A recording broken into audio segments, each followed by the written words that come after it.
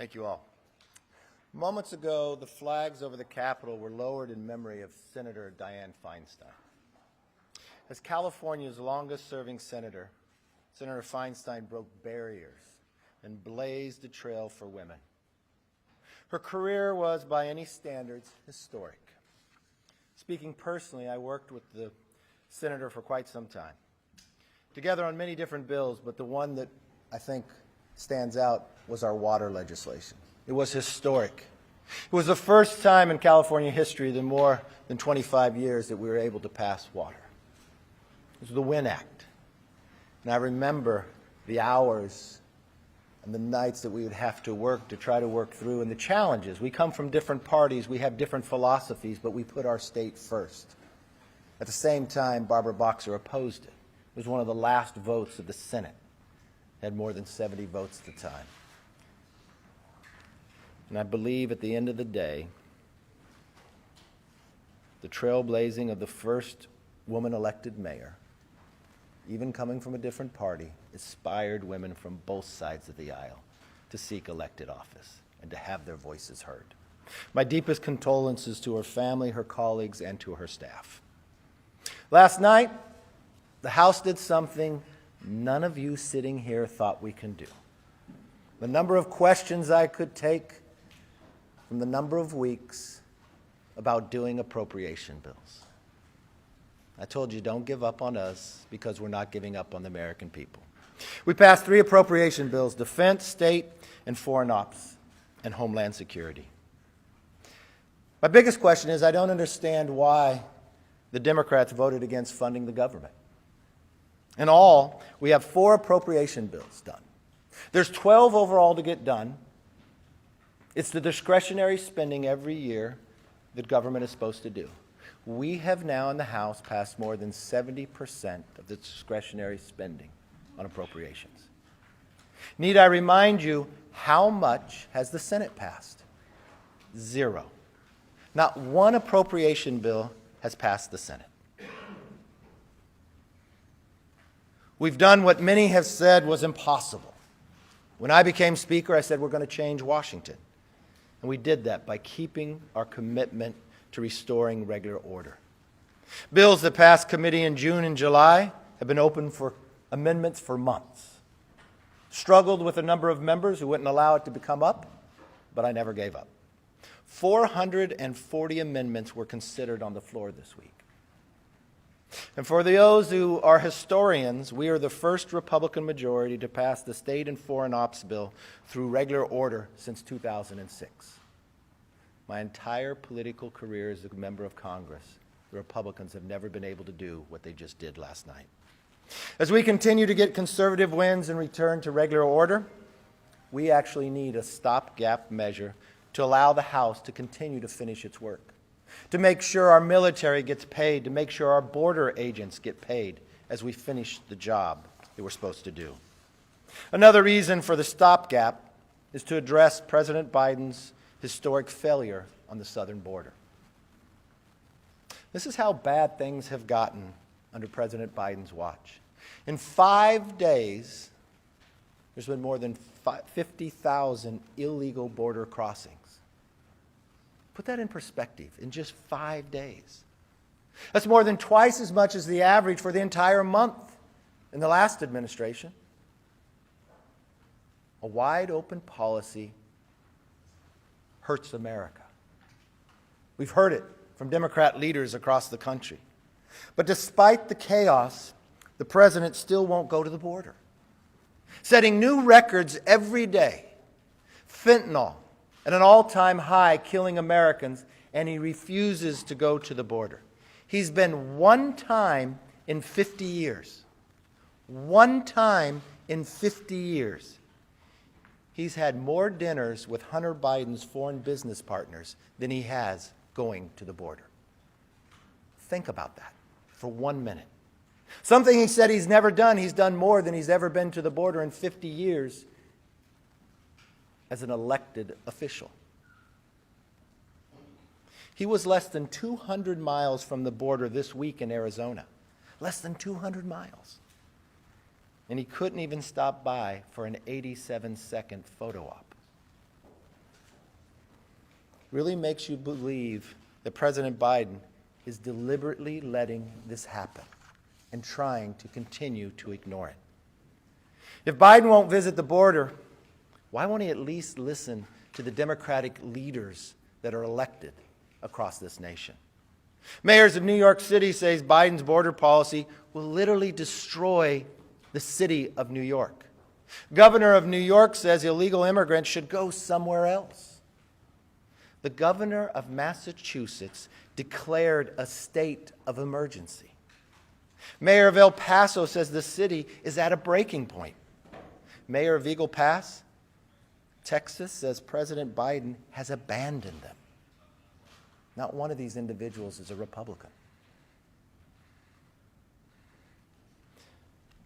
Why does President Biden and congressional Democrats continue to ignore the border and ignore their own leaders? That is why I'm putting on the floor a stopgap measure that will fund the government and secure the border. No longer can the president ignore a problem he created that kills Americans every single day, destroys some of our greatest cities, and puts states in a state of emergency. Every member will have to go on record of where they stand. Are they willing to secure the border, or do they side with President Biden on an open border and vote against a measure to keep government open? House Republicans are working through an impeachment inquiry to hold this administration accountable. Yesterday, we heard from expert witnesses who said that there is enough evidence for an impeachment inquiry.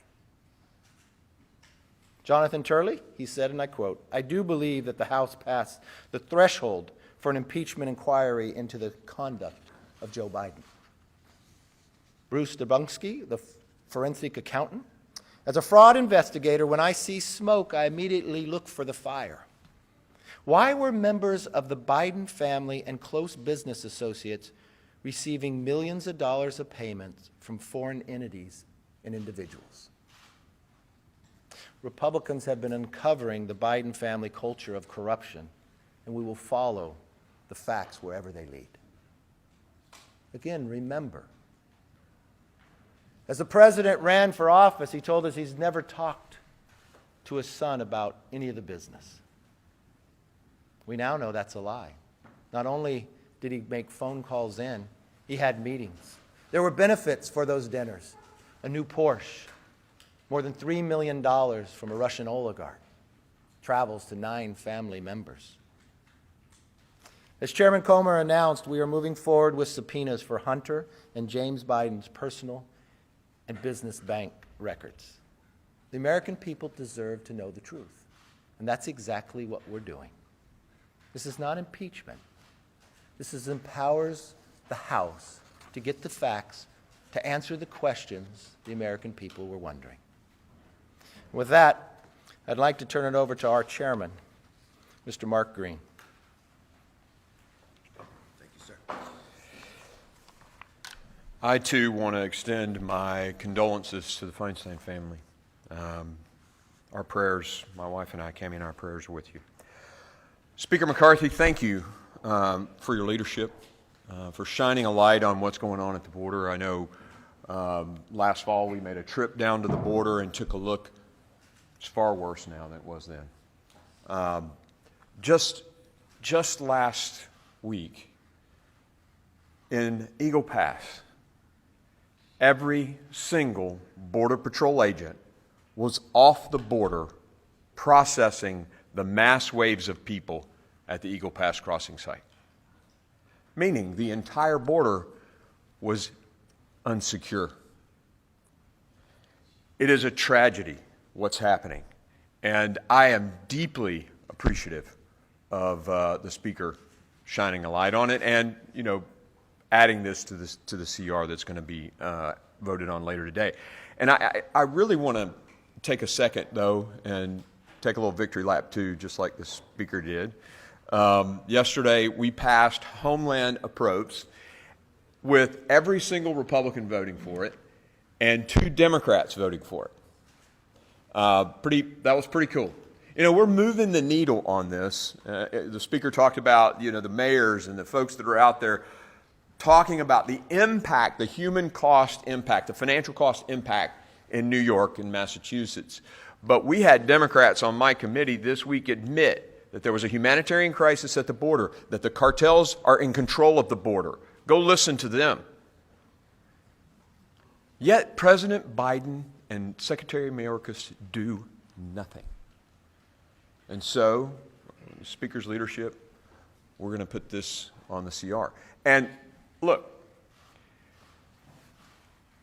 there's a return on investment here that's pretty simple.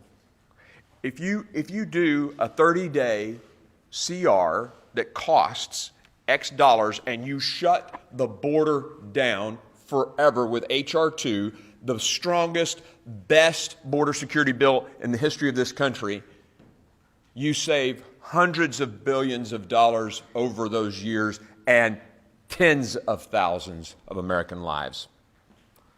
It's a no-brainer. So I appreciate the Speaker's leadership on this. And I will say I'm going to be followed now by a fantastic member, Republican member, Monica De La Cruz.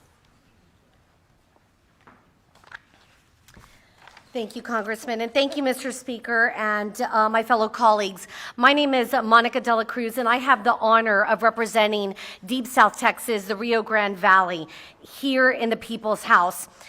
Joe Biden's reckless policies have left our border wide open.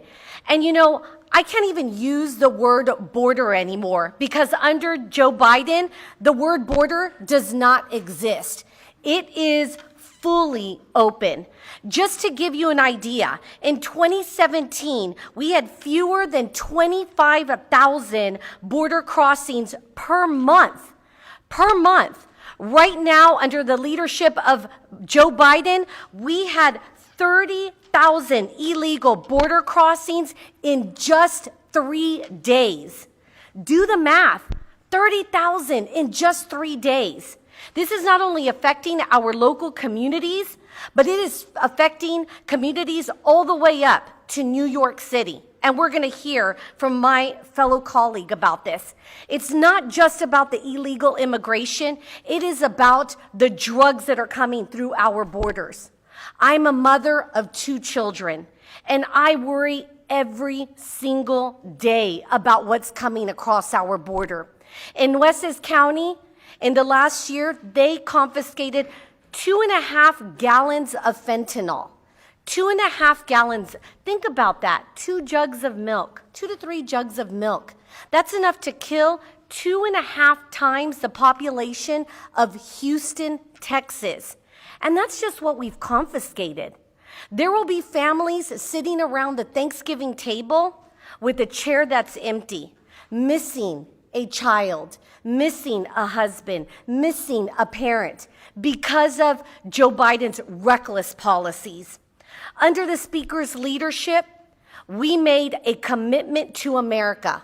And the Speaker and my colleagues and I have kept that commitment to America. We passed H.R. 2, Securing the Border Act, so that we could show Americans that we are committed to keep American communities and Americans safe. With that being said, Chuck Schumer and President Biden have done nothing. Absolutely nothing.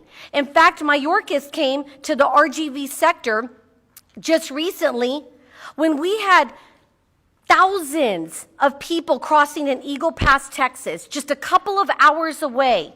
7,500 people crossing in 2 days with a population of Eagle Pass, Texas that was only 28,000. Think about that. It is incredible. I introduced legislation this week to get our Border Patrol agents paid. God forbid we have a shutdown. Not only that, but I have introduced legislation that will ensure that if a stiff penalty will be given to those who flee Border Patrol and custom agents. We are working hard, but the president and too many Washington politicians have failed to act. The government is not a telenovela. We came here to lead and deliver results and solve problems, and most of us are here to do that. So today, will we vote to shut down the federal government, or will we vote to shut down the border? The choice will be made in just a couple of hours. I choose to stand with hardworking families. I choose to stand with Border Patrol and custom agents. And I choose to stand with American people who want a secure border. Thank you very much. Well, thank you very much, and good morning, everyone.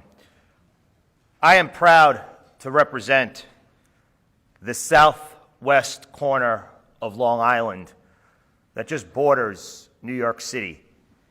And over the last couple of weeks here on Capitol Hill, much of the conversation and the rhetoric has been focused around the fact that Republicans can't seem to agree.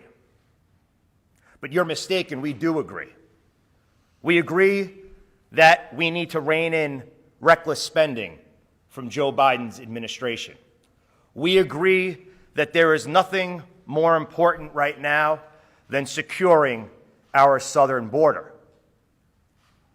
If you want to see people who can't get along, focus your attention on what now has become a circular firing squad of Democrats just in my home state of New York. You have Mayor Adams, you have Governor Hochul, you have Secretary Mayorkas, you have President Biden, and our so-called border czar, Kamala Harris, sitting around a circle, firing shots at one another because they have no idea how to make this disaster better. Mayor Adams, who I will tell you there's few things that we agree on, but I do agree with him on one. This issue, the fact that our borders are wide open, could destroy one of the greatest cities in America, New York City. People have actually said that the lights are dimming on Broadway because of the disaster that's been created. And what's the response? Well, a year ago, when everyone was saying, the people behind me were saying that eventually every state would become a border state, we were coined as fearmongers. But now, you look at cities throughout this country, and they have been taken over by migrants. Over 100,000 migrants have came into New York City since spring of 2022. And Governor Hochul and Mayor Adams, throughout their campaigns, were there with open arms. We are a sanctuary city. We welcome everyone to the land of milk and honey. Well, now, Mayor Adams clearly had no plan in place. There's people on street corners. He's now set up shop in vacant warehouses at JFK Airport. Does anyone legitimately think that people come into this country for a better way of life, for the American dream, to live in a vacant warehouse at JFK Airport? The answer is no. That's not the American dream, and it's a failure of Democratic policies. Now, we have the governor asking the president and his administration, which we are confident he is going to agree to allow migrants to live in our national parks. One of them being Floyd Bennett Field in Brooklyn. I had a great career in the NYPD. And some of my brothers and sisters who took the oath to protect and serve the Constitution, took the oath to stand that line between good and evil, that took the oath to put their life on the line every day to defend hardworking New York City neighbors, they call Floyd Bennett Field their office. Scuba, aviation, special operations, and other members of the NYPD now have to share their office with illegal migrants. It is estimated that in 2023, the city of New York will spend close to $4.5 billion with a B just on migrants. In 2024, estimates that could be up to $8 billion. Chairman Green held a hearing the other day about the financial burden that migrants are causing on the United States of America. There were members of our committee that sat on that dais whose state's budget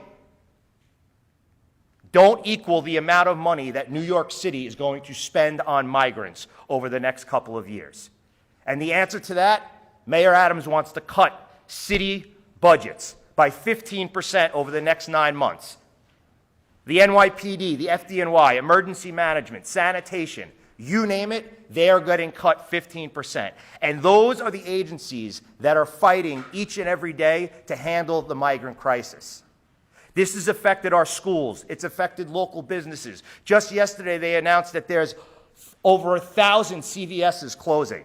Has to do with people walking in and walking out. We're dealing with it in New York City. It's affected every industry. And today, we are going to take a stance. And when Americans have asked, people back in New York have asked, well, what is Republicans doing about it? Like the chairman said, like the speaker said, we passed the most comprehensive border bill, the Secure the Border Act, to invest money in infrastructure and technology, to hire more Border Patrol agents. And what have the Democrats done? Zero. So today, we are going to vote. And I ask my colleagues, this is not about standing behind an individual. It's about standing up for America. Today is about moving America forward. The people that sent us here to govern, today we are going to govern. And I hope many of my colleagues will join in continuing to make sure that our government remains open and, most importantly, securing our border for generations to come. Mr. Speaker, thank you very much. Thank you, Anthony. And 70%, more than 70%, discretionary spending has approved inside this House. The Senate has done nothing. A little later today, we'll vote on a stopgap to keep government open and secure our border. It's a bipartisan bill that can keep government open. We hope Democrats will join with us. I hope Democrats don't vote to shut the government down. With that, let me take questions. Yes, sir. Mr. Speaker, you know full well in order to get a stopgap bill approved, you need to get support from the Democrats in the Senate and the White House. So why aren't you doing that? And what do you say to people who simply believe that the reason why you're not is because you're concerned about your own job? Really? So let's see. What has the White House done and what has the Senate done? They haven't passed one appropriation bill, and they haven't passed any. Pass a CO right now on bipartisan lines. And they've been trying to pass appropriation bill too, and they haven't done any of that. We have an opportunity here that if the White House won't listen to the governor of Massachusetts, the governor of New York, the mayor of New York, the mayor of El Paso, we will. So what's interesting here is you want to take a side of people that haven't done anything, but you have a body here that continues. So when the Senate was concerned about the price of oil now at $100, what have they done about that? Nothing. But we passed a bill that would lower the price of energy for all Americans. It's easy. Yeah, it's easy. It's easy to surrender. If you want to surrender, yeah. But if you want to fight for the American public, to secure our borders and keep government open, how is that a problem? It's only for CNN that becomes a problem, that I don't surrender to the liberals. What I want to do is stand for America. So you won't come to Yes, sir. Are you going to be Democrats in the CR on the line? There's already over 9 Republicans that will never vote for We'll see. I can't understand why someone would side with President Biden on keeping the border open. We'll see when the vote comes. If those individuals vote that way, you should ask them that question. Can you walk us through what you're expecting, not only later today, but heading into that Sunday to 12:01 a.m. deadline to fund the government? You know, you do need to get a decision to the Senate and get it signed in order to avoid a funding lapse. So what are you expecting? What is your... You know what's interesting? And I don't know. I don't have a degree in journalism. But if I phrase back the questions you asked me last week, you would ask me, well, what do you expect to do when all your appropriation bills fail? Why do you assume when the Senate has done nothing and the House continues the act that I should do what the Senate does? Why, if we are a separate body that represents America, why can't we stand for America? What I expect to do is exactly what we did last night, to not give up and pass our bills and keep government open. Mr. Speaker, I was speaking with a who said he's with you on getting further spending down. He's with you on tougher border security. But he's not willing to shut the government down. Do you see a government shutdown as the best way to get what you want on those two issues? No, I hope you listen to me. I'm putting a bill on the floor so government won't shut down. The Senate hasn't done any of that. The president hasn't engaged in anything. He got an 87-second photo op in Michigan on a strike that he created. He's had 50 years to visit the border, and he hasn't. He's had Democrat leaders cry out. States declare a state of emergency, and he's ignored it. So we're actually doing what we said we would do. Just like we said we'd give the parents Bill of Rights. We passed that, and the Senate does nothing. When people were concerned about crime, when D.C. was going to decriminalize, and you all asked me, why are you passing this bill? The Senate will never take it up. You know what? It's law today. When we wanted to end the pandemic, and you asked me the exact same question you asked me here now, you just put a new title in it. Why do you pass that? The president will never sign it. It's signed into law. When you asked me that you could never, because Republicans in the past couldn't pass a border security bill, we have a slim majority. We have a slim majority. We had 3 members out yesterday, and we still passed those appropriation bills. I don't know in the moment of time that you will look at what body works and what body talks. What body represents the American people and listens to them and takes action. And it doesn't matter what party they're in. We listen to all sides. We offered 440 amendments. We went through regular order, something this body has not seen. Since I became Speaker, we had a total open bill, something that hasn't happened in 7 years for the whole time of Pelosi and Ryan. I don't know what they teach in journalism school. I want you to believe in this country. You don't have to be so negative. This is America. We're too great to think so small and be so negative. Yes? Mr. Speaker, you have made border security a central issue here in this funding fight. There's a group of bipartisan senators, as you know, that's negotiating a border security amendment. How involved are you in those talks? Are you talking to some of your friends on the other side of the Capitol? It's not just I who's made it the issue. The governor of New York, the governor of Massachusetts, Republicans and Democrats here and in the Senate as well.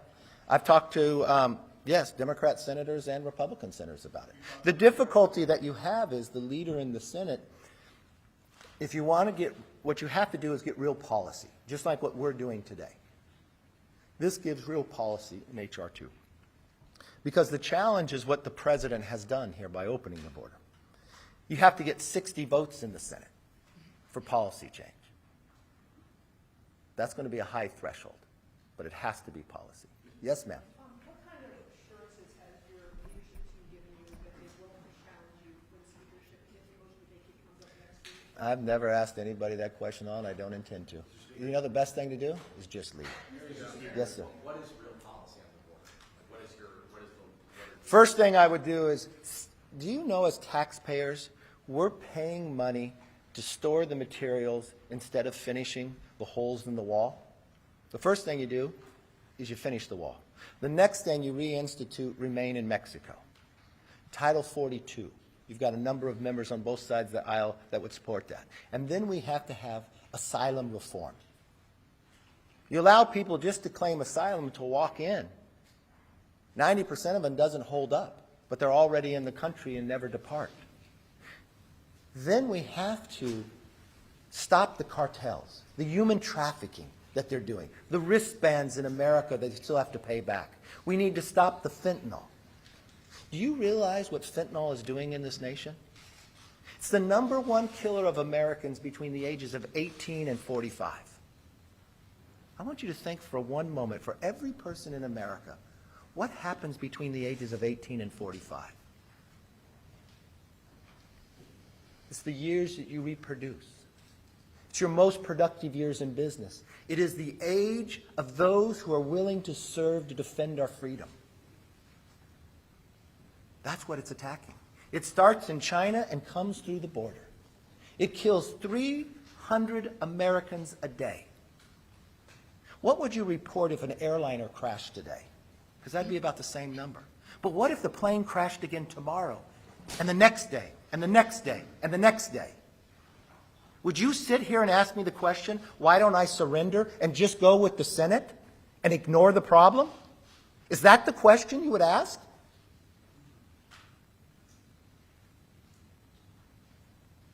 I pledged in taking this job to change Washington, to stand up for the American public.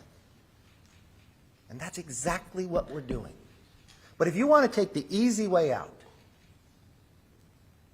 if you want to just assume the status quo, if you believe allowing that to continue is the best place for the country, then I guess I'm not your speaker. But as long as I'm here, that's what I'll fight for. Mr. Speaker. Yes, ma'am. You're trying to sneak in two questions. One, why should this CR be an exception to the 72-hour rule? And then two, when you talk about the shutdown effects, your plans for your office, are you planning to ask that your salary be put on hold? And what is the effect on your district? Perfect. Well, first of all, we don't waive the 72-hour rule. This CR has been out there for more than a week. We've talked about this for a number of weeks. We added a bipartisan provision in it, something that I've been talking about for quite some time, and I thank the members throughout, a debt commission. We can no longer ignore this problem. After the debt ceiling, when I came back, I said we needed this. Members on both sides of the aisle have been working towards this, and we added that into the stopgap funding bill. Of course, I would not take my salary, but the number one thing I want here is for government not to shut down. I do not want our military not to be paid, our border agents not to be paid. Why should they be punished because the president ignores the problems? They should not. So what we're doing is putting on the floor. So I want you to ask the question of anybody who votes no on it, why do they believe those in the military not to be paid? Yes, sir. Mr. Speaker, would you say that today's House CR vote is House's last chance to avoid a shutdown? You have watched me time and again. Have you ever known me to quit after one time if it doesn't succeed? I don't stop. I love that you come back every time and you ask the same style questions. There is going to be a moment in time that you're going to believe in us. There's going to be a moment in time that you're going to write, we're actually going to pass it. You know, every time I come here, on Monday you say, you're never going to get this done. What are you going to do? This is what I believe. I believe in this country. I believe in the philosophy of representing the individual. I believe keeping government open is the right thing to do. I believe securing the border is the right thing to do. I believe this bill will bring us more freedom and make the nation stronger. So I'm not going to be angry about it, even based upon the questions you ask. And you know what? Just as I'm not going to give up on the American people, I'm not going to give up on you. I'm not. One day you're going to be happy. One day you're going to enjoy your work. And one day you're going to believe we can solve our problems. Thank you. Have a good day.